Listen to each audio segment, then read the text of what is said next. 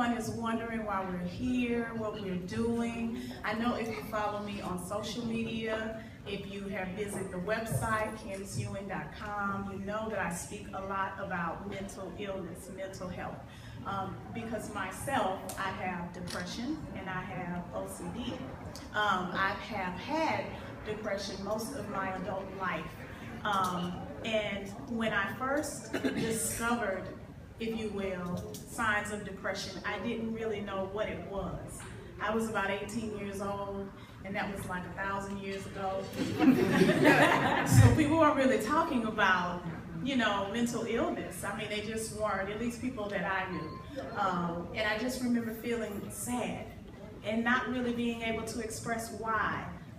You know, I grew up in a really good home. It wasn't perfect, but it was really good. But for some reason, after graduation, it just hit me. You know, there was a transition and I just could not shake it.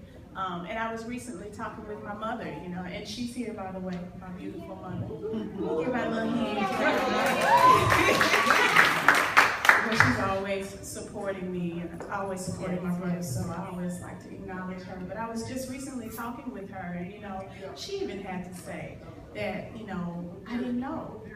And I think that that is part of the challenge with mental health, mental illness, is when someone harms themselves, when someone commits suicide, it's always so shocking because it is something that can be hidden. It is something that when you've dealt with it for so long, you know how to mask it.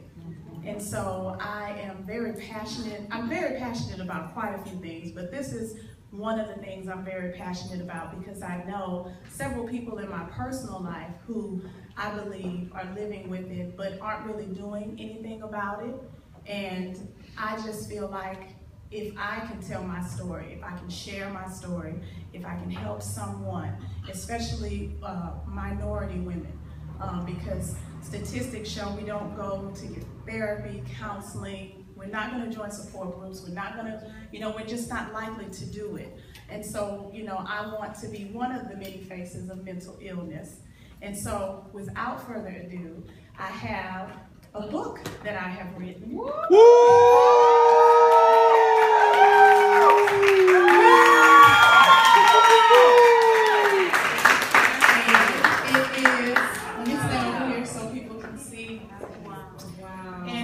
Entitled The Other Me. You know, when I revealed the cover to my husband and some other people, because it was real top secret, because, you know, whenever you present anything to the world, it's like presenting something, your baby. And you know, you're real like, we talking about my baby type thing. And, you know, my husband saw it and he was like, well, it doesn't look like you. You know, it just, and I said, but that's what it is.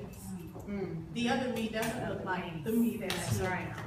You know, I'm dressed up and I have, you know, this dress on, but other times when I'm dressed up, but I wanted it to look like someone else because when, you know, I'm having my time and my moments, I don't look like myself. I don't feel like myself. And so it's called The Other Me.